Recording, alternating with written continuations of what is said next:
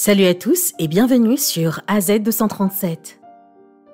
Comme le dit le proverbe, l'apparence physique n'a pas d'importance. Ce qui compte le plus, c'est la beauté de l'âme. Il faudra peut-être des progrès et du temps pour faire comprendre à votre entourage que vous êtes une bonne personne de cœur. Avoir un beau physique ne signifie pas que vous connaîtrez moins de difficultés que les autres.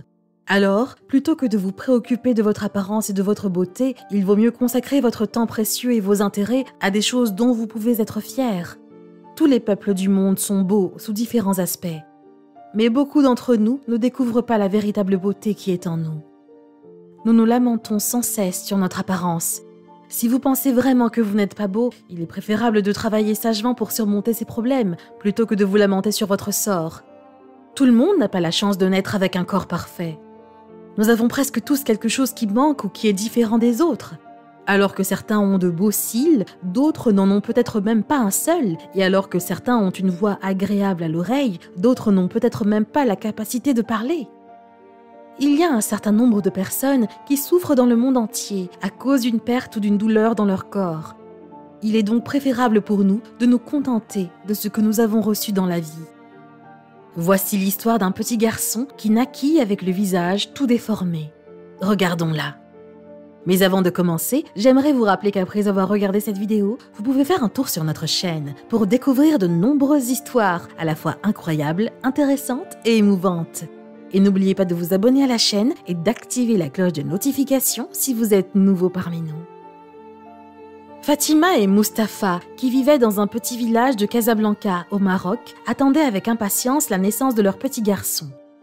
Mais ils n'avaient jamais pensé que le bébé aurait à beaucoup souffrir dans un avenir proche. Le jour où le petit Yahya est né, les médecins ont demandé au père, Mustapha, de venir voir son fils.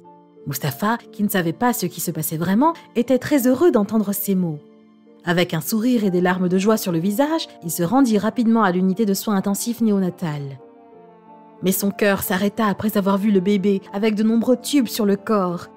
Il était surtout choqué de voir un visage peu clair, mais il ne cessa jamais d'aimer Yahya. Tous deux, Fatima et Mustapha, aimaient tendrement leur fils et ne l'avaient jamais laissé se sentir mal dans sa peau. Même s'ils aimaient beaucoup leur fils et s'en occupaient, peu de gens le regardaient avec bienveillance. La plupart des gens du village parlaient derrière ce petit garçon et l'accablaient. Alors, quand il sortait de la maison, il couvrait le garçon avec un drap. Il n'avait jamais vu le monde extérieur et les étrangers ne l'avaient jamais vu. Même les enfants du village avaient tellement peur de lui que personne ne venait jamais jouer avec lui. Mais il eut la chance d'avoir une belle fille dans le voisinage qui n'avait pas peur de lui. Cette fille, connue sous le nom de Heba, avait 3 ans de plus que lui. Elle l'aimait beaucoup et ils jouaient bien ensemble. Ses parents aussi aimaient ce garçon innocent. Ils ne pouvaient même pas supporter de voir cet enfant vivre dans la douleur, alors ils prirent des photos de lui et les postèrent sur les plateformes de médias sociaux pour demander de l'aide à n'importe qui dans le monde. Les jours passaient et le père d'Heba ne recevait aucune réponse de personne. Mais il attendit patiemment jusqu'au jour où il reçut un message d'une personne à laquelle il n'aurait peut-être jamais pensé. Il n'aurait peut-être jamais deviné que Yahya aurait la chance d'attirer l'attention de Fatima Baraka, qui était prête à l'aider à surmonter ses problèmes. Fatima Baraka est née au Maroc et est citoyenne australienne. Elle a également eu une vie rude et difficile jusqu'à un âge moyen. Elle était la plus jeune d'une famille de 9 personnes et avait été envoyée en Australie pour vivre avec son frère alors qu'elle n'avait que 8 ans. Elle vécut une vie plutôt paisible jusqu'à ce qu'on lui diagnostique un cancer du sein il y a 2 ou 3 ans. Le plus dur a été d'attendre les résultats, a-t-elle dit un jour au docteur Andrew. Elle apprit finalement que le cancer ne s'était pas propagé dans tout son corps et qu'elle pouvait vivre comme une personne normale grâce au traitement. Après tous ces incidents, elle voulut se consacrer à ceux qui étaient dans le besoin. Elle fit donc ses valises et voyagea dans tout le pays, à la recherche de personnes nécessiteuses. C'est ainsi qu'elle apprit l'existence de Yahya. La façon dont elle découvrit l'histoire de Yahya lui retourna littéralement le cœur. J'ai ouvert mon Facebook un jour et en le faisant défiler, j'ai vu une image qui a tout de suite capté mon attention. Le docteur Andrew lui demanda alors ce qu'elle avait vu et elle, tout en pleurant, répondit « C'est ce petit garçon, un petit garçon très jeune avec un visage très déformé. Je n'oublierai jamais cette photo de ma vie. » Lorsqu'elle vit ce message avec un numéro de téléphone écrit en gros caractères rouges, elle pensa que c'était un appel au secours. Elle prit donc rapidement son téléphone et appela le numéro de Mustapha. Mustapha était stupéfait de voir qu'un étranger l'appelait. Ils parlèrent de leurs problèmes avec cette gentille dame. La seule chose que les parents de Yahya voulaient était de rendre son apparence plus normale pour qu'il puisse facilement interagir avec la société. Baraka chercha de nombreux médecins qui pouvaient traiter ce petit garçon. Elle alla de ville en ville et demanda à ses amis des médecins spécialisés dans cette déformation. Finalement, elle découvrit le docteur Tony Holmes, un spécialiste de cette catégorie. Il était l'incroyable docteur qui avait séparé les bébés conjoints Krishna et Trishna. Elle le contacta en quelques jours.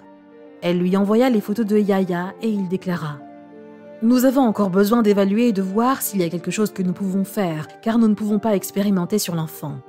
Nous devons faire quelque chose de raisonnable pour qu'il puisse mener une vie normale. » Rapporteurs de cette histoire, le docteur Andrew et Fatima Baraka se rencontrèrent dans le village marocain où vivait Yahya. Baraka déclara « J'ai hâte de le rencontrer. J'ai commencé à l'aimer sans même l'avoir vu et maintenant je suis vraiment impatiente de le voir. Il est juste une belle petite âme. » Au moment de la rencontre avec Yahya, Baraka pleura beaucoup de bonheur de voir ce petit garçon. Elle était assez choquée, mais après quelques minutes, la maison était comme une fête. Elle était très heureuse d'être dans cette humble maison. Ils passèrent quelques jours à découvrir que ce petit garçon était intelligent. Il avait presque les mêmes connaissances que les autres enfants de son âge, à l'exception de la capacité à parler. Le seul problème du docteur Tony était de savoir si le garçon était vraiment prêt pour une opération.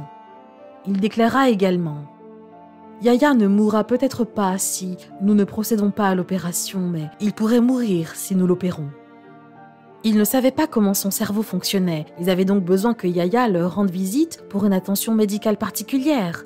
Yahya n'avait jamais quitté sa maison, mais tôt le lendemain matin, sa mère et lui s'envolèrent pour l'Australie avec Baraka et le docteur Andrew.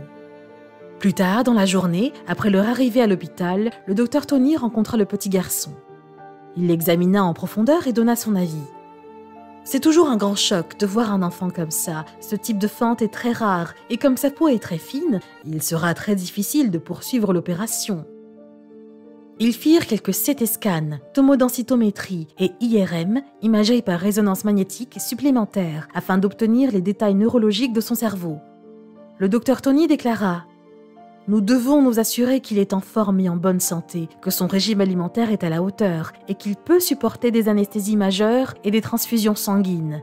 Et si ces paramètres ne sont pas bons, nous devrons peut-être annuler l'opération. » Ils firent les tests pendant 2 semaines et le jour où les résultats des tests furent publiés, ils furent très heureux d'entendre que le petit Yahya était éligible pour l'opération.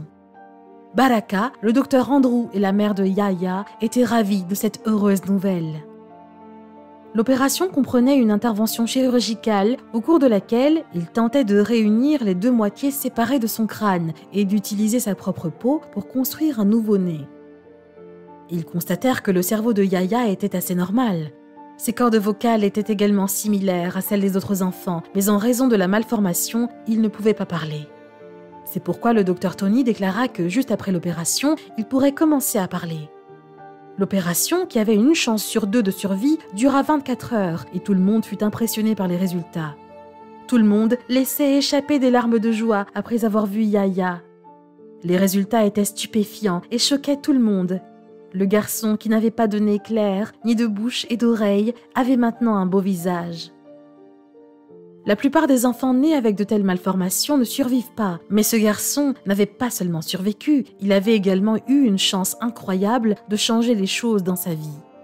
Naître dans un village du Maroc et être capable de voyager à l'autre bout du monde pour recevoir un traitement qui changera sa vie est vraiment quelque chose que les gens normaux ne peuvent pas réaliser. Et il devait tout cela à la beauté d'une âme. Quelle est votre opinion au sujet de cette histoire ? Dites-le nous dans les commentaires. Si vous avez aimé cette vidéo, alors cliquez sur le bouton j'aime et partagez-la autour de vous. À très bientôt sur AZ237.